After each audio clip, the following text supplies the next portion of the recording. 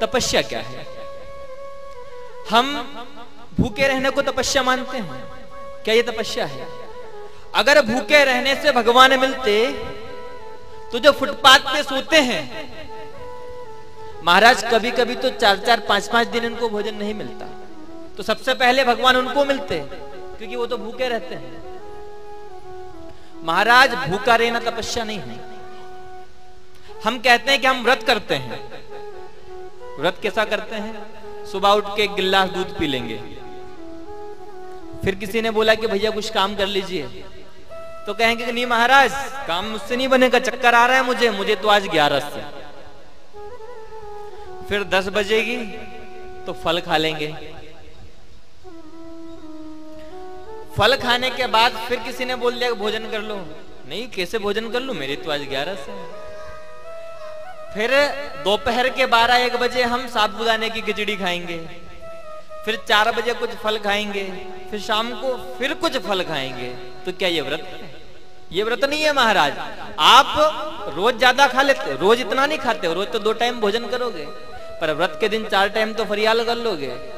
2-2 गिलास दूध सुबह शाम होना, केले अलग होना, सेवफल अलग होना, और कोई बाजार गया तो उससे कहते हैं भैया कुछ रबड़ी वगैरह लिया ना, मुझे व्रत है। तो ये व्रत नहीं है। अरे अगर व्रत करना है तो काय का व्रत करें कि आज मेरा व्रत है, मैं दिन भर झूठ नहीं बोलूंगा। आज मेरा व्रत है कि मेरी वाणी से किसी का दिल नहीं दुखेगा। आज मेरा व्रत है कि मैं किसी से कपट नहीं करूंगा। ये व्रत है महाराज, भूखा रहना व्रत नहीं है। तो तब हम अगर भूखा रहने को व्रत माने तो जो फुटपाथ पे सोते हैं महाराज, 8-8 दिन भोजन नहीं मिलता, तो ईश्वर सबसे पहले जाकर उनको मिलता। फिर हम सोचे कि बड़ी बड़ी दाढ़ी करने से, जटाएं बढ़ाने से भगवान मिल जाते हैं। तो अगर बड़ी बड़ी दाढ़ी करने से, जटाएं बढ़ाने से वो ईश्वर मिलता, तो सबसे पहले भालू को मिलता, क्योंकि भालू के बाल कितने बड़े बड़े होते हैं। सबसे पहले वो ईश्वर किसको मिलता? भालू को। तो बड़े बड़े बाल बढ़ाने से, दाढ़ी बढ़ाने से ईश्वर नहीं मिलता। अगर हम फिर कहें कि महाराज व्रत करने से तो ईश्वर मिलता ही मिलता है, तो चातक पक्षी किस किसने देखा है? चातक पक्षी जो होता है वो स्वाति नक्षत्र का जल पीता है, उसके अलावा दूसरा जल नहीं पीता, तो वो व्रती हो गया। ये व्रत नहीं है। अगर हम सोचे कि बड़ा त्रिपुण लगा ले, भस्म लपेट लें तो भगवान हमें मिल जाएगा।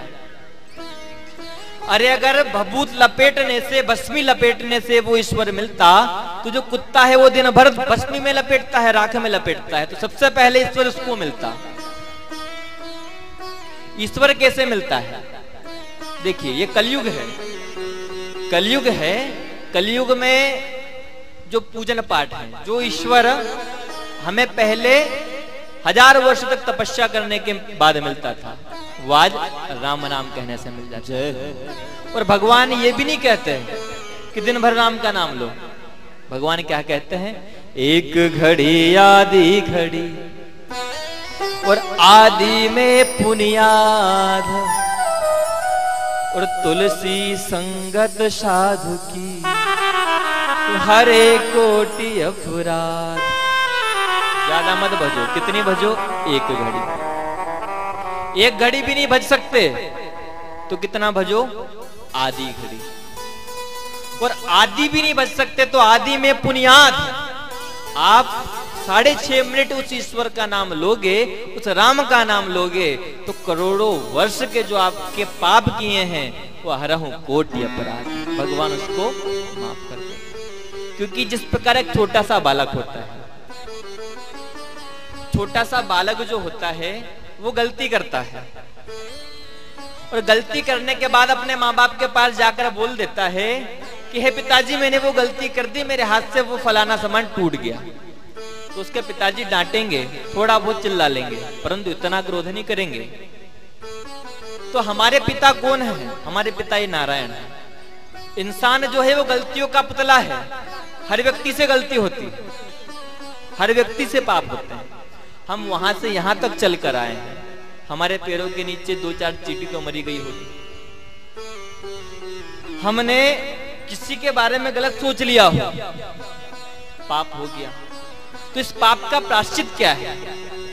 जिस प्रकार बालक आकर अपने पिता से क्षमा मांग लेता है, उसी प्रकार हमने दिन भर में जो पाप किए हैं वो एक घड़ी, आधी घड़ी, और उस आधी में भी पुनी आधी घड़ी में जाके ईश्वर के सामने बैठो और कहो कि हे प्रभु, मैंने दिन भर में जो कृत्य किए हैं उसमें मन से, वाणी से और कर्म से मुझसे अगर कोई गलती हुई हो तो मुझे क्षमा करना।